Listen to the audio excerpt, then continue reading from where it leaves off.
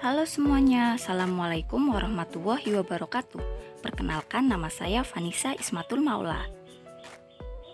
Nah, hari ini kita akan belajar terkait materi statistika. Apa sih itu statistika? Tentunya kalian pada bingung kan? Sebelum masuk ke materi, kita harus tahu dulu kompetensi dasar dari materi statistika ini. Yang pertama, menganalisis data berdasarkan nilai rata-rata, median, dan modus. Dan yang kedua, menyajikan dan menyelesaikan masalah yang berkaitan dengan nilai rata-rata, median, dan modus. Selanjutnya adalah indikator pencapaian kompetensi, yaitu memahami cara menentukan ukuran pemusatan data seperti mean, median, dan modus. Selanjutnya adalah tokoh yang berperan penting dalam statistika ini adalah Carl Pearson. Carl Pearson adalah seorang ilmuwan asal Inggris di abad 19 sampai 20. Dia menguasai berbagai disiplin ilmu pada masa itu, seperti ilmu hukum, ilmu sastra Jerman, dan tentunya ilmu matematika dan statistika yang membawanya menjadi tokoh yang sangat penting. Kontribusi Pearson terhadap ilmu statistika tidak pernah berhenti selama hidupnya. Dia banyak menulis jurnal terkait statistika, salah satunya berjudul Grammar of Science, yang bisa kamu jadikan referensi saat belajar statistika. Selain itu, banyak teori statistik yang berhasil ditemukan oleh Pearson yang masih digunakan hingga saat ini. Di antaranya ada konsep regresi, korelasi, distribusi chi-square, dan analisis statistika kualitatif. Mari kita simak pembahasan berikut terkait materi statistika. Statistika merupakan cabang matematika yang mempelajari cara pengumpulan data, penyebaran data, serta penyajian data secara sistematis agar mudah dipahami. Yang pertama, kita masuk ke ukuran pemusatan data. Ukuran pemusatan data ini dibagi menjadi 3. Yang pertama ada mean, median, dan modus. Mean disebut juga dengan rata-rata hitung. Biasanya disimbolkan dengan huruf kecil dengan garis di atasnya, misalkan X. X ini disebut X bar.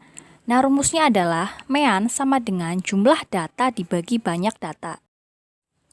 Selanjutnya, kita masuk ke contoh soal. Bisa dilihat, diketahui hasil nilai ulangan FIKA adalah sebagai berikut. Tentukan mean dari data tersebut. Penyelesaiannya adalah kita masukkan rumus rata-rata. X bar sama dengan jumlah data dibagi banyaknya data. Kita jumlahkan keseluruhan nilai FIKA dibagi banyaknya data adalah 12. Silahkan untuk kelanjutannya bisa diisi sendiri ya teman-teman. Selanjutnya adalah contoh soal yang kedua. Perhatikan tabel di bawah ini. Bisa dilihat, tabel tersebut menunjukkan data umur dari sekelompok siswa. Tentukan mean dari data tersebut. Penyelesaiannya adalah yang pertama, kita membuat tabel frekuensi terlebih dahulu. Bisa dilihat tabelnya seperti itu. Lalu kita kalikan FI dikali XI.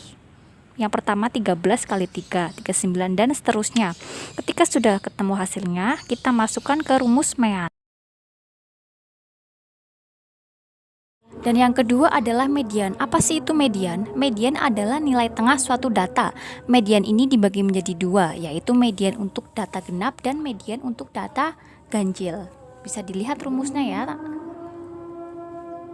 Dan yang kedua adalah modus. Apa sih itu modus? Modus adalah nilai yang sering muncul atau nilai yang memiliki frekuensi paling tinggi. Bisa dilihat contoh soalnya sebagai berikut.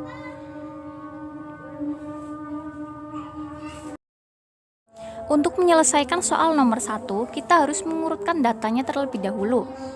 Setelah diurutkan, kita hitung banyak datanya. Diketahui banyak datanya adalah sebanyak 10, maka datanya genap.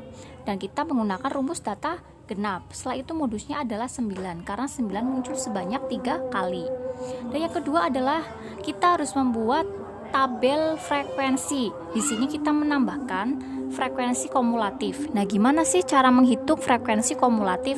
Cara menghitungnya adalah yang pertama kita tulis 4. 4 itu dari frekuensi. Setelah itu 4 ditambah 5 ditambah 9 dan seterusnya.